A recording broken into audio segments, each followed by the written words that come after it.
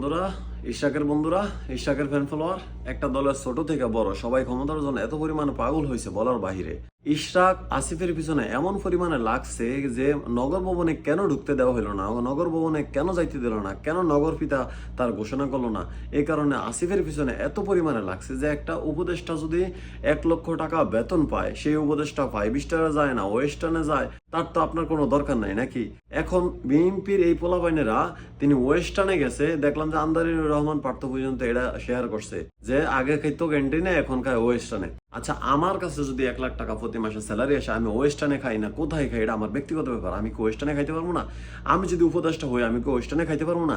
আমি দুর্নীতি করছি কিনা সেটা আপনি প্রুফ দেন। আমি দুর্নীতি করছি কিনা, আমি করাপশনের সাথে জড়িত কিনা, আমি কারোর সাথে টেন্ডারবাজি চাঁদাবাজি করছি কিনা, সেগুলো আমার প্রুফ দেন। আমি 1 লক্ষ টাকা বেতন পাই, আমি ওয়েস্টার্নে খামো না ক্যান্টিনে খামো না বাথের হোটেলে খামো, এটা আমার একান্তে আমার ব্যক্তিগত ব্যাপার। এখন বিএনপির পোলাপাইনেরা যেই পরিমাণে লাগছে আসিফ মাহমুদের পিছনে, ধারণার বাহিরে। কেন তার ইশরাকরে নগর পিতা বানাইলো না? এখন কেন তার ইশরাকরে নগর পিতা বানাইলো না? এই কারণে এক মহিলার দিয়ে পর্যন্ত আসিফের বিরুদ্ধে উল্টাপাল্টা সংবাদ সম্মেলন করাইছে। ওই মহিলা তো এই যে কয়দিন আগে তো কালকা আইসাতে এই মহিলা তো সবকিছু খোলাসা করে দিয়েছে। দেখেন ওই ভিডিওটা।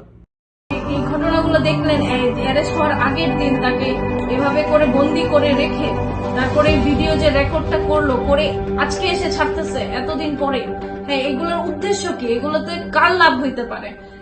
ওয়ার্ডিতে যেখানে নিয়ে যায় একজন রাজনৈতিক দলের নেতা, হ্যাঁ, ওইটার সব প্রমাণই আমার কাছে আছে। ওকে নিয়ে গেছে, কোথায় রাখছে, কি করছে, সবই আছে। একটা দলের সব ধরতে গেলে আপনাকে অনেক মানুষ পছন্দ করছে, অনুসরণ করছে। 5ই আগস্টের আগে আমরা আপনাকে হিরো বানাইছি। আমার কয়েকটা পোস্ট আছে আপনার নিয়ে। 5ই আগস্টের পরে আপনার এত অধপতন হইলো যে একটা লোকের আপনার জিম্মি কইরা তার স্ত্রীর দিয়া উল্টাপাল্টা সংবাদ সম্মেলন করাবেন আসিফ মাহমুদের বিরুদ্ধে। এত তার পিছনে লাগিয়ে রয়েছেন আপনি কেন ভাই? একটা মানুষকে কেন আপনি জিম্মি করছেন? প্রশাসন আপনার কিছু বলে না দেখে কি আপনার পাখা গজায় গেছে? প্রশাসন আপনার কিছু বলে না কি আপনি যাকে তাকে জিম্মি করে সংবাদ সম্মেলন করাবেন যার তার বিরুদ্ধে? কি একটা অবস্থা বানায় রাখছেন দেশের আপনারা বিএনপিরা। পাথর নাই, টেম্পো স্ট্যান্ড দখল করে রাখছেন, বাস স্ট্যান্ড দখল করে রাখছেন, যা ইচ্ছা তা করতেছেন। আবার একজনের পিছনে সে আপনার অনৈতিক অবৈধ জিনিস মাইনে না বলে একজনের পিছনে আপনার এভাবে লাগিয়ে রয়েছেন। ভোট চাইবেন তো?